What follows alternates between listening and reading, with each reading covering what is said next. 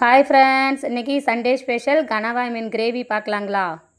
தேவையான பொருள் பார்த்துக்கலாம். பட்டை கிராம்பு எடுத்துக்கோங்க, இஞ்சி பூண்டு பேஸ்ட் எடுத்துக்கோங்க, வெங்காயம் கட் பண்ணி வச்சுக்கோங்க, தக்காளி கட் பண்ணி வச்சுக்கோங்க. இப்போ கனவா க்ளீன் பண்ணி வச்சுருக்கேன்.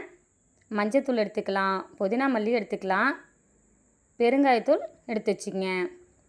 இப்போ மண் சட்டியில் கிரேவி செய்யலாங்களா? எண்ணெய் விட்டு பட்டை கிராம்பு போட்டு நல்லா வதக்கிக்கோங்க. பொரிய விட்டதும் இப்போ வெங்காயம் வதக்கிக்கலாம்.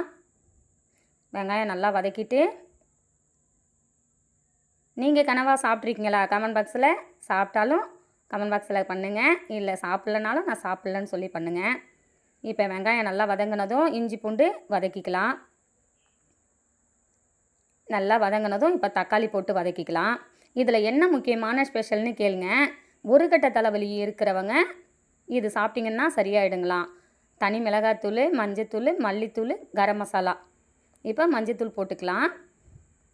ஒரு ஸ்பூன் தனி மிளகாத்தூள் போட்டுக்கலாம். இப்போ கரம் மசாலா தூள் ஒரு ஸ்பூன் போட்டுங்க. மல்லித்தூள் ஒரு ஸ்பூன் போட்டுக்கலாம். பெருங்காயத்தூள் லைட்டாக போட்டுக்குங்க. பெருங்காயத்தூள் போட்டு இப்போ தேவையான அளவு உப்பு போட்டுக்குங்க. உப்பையும் போட்டு நல்லா வதக்கிட்டு புதினா மல்லி போட்டுக்கலாம்.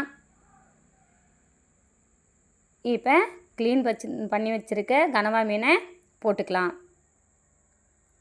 நல்லா போட்டு நல்லா வதக்கிக்கிங்க. தண்ணி விடுற அளவுக்கு நல்லா வதக்கிட்டு தேவையான அளவு கொஞ்சமாக தண்ணி விட்டு கிண்டி விட்டுடுங்க. இப்போ மூடி போட்டு வேகட்டும். வீடியோ நல்லா இருந்தால் வீடியோவுக்கு ஒரு லைக் பண்ணுங்கள், கமெண்ட் பாக்ஸில் கமெண்ட் பண்ணுங்கள், ஷேர் பண்ணுங்கள். இப்போ நல்லா வெந்துருச்சு, கிரேவி ரெடி ஆயிடுச்சு. நீங்களும் வீட்டில் ட்ரை பண்ணி பாருங்கள். இப்போ மல்லித்தூள் கொஞ்சம் போட்டுக்கலாம். ரெடி ஆயிடுச்சு.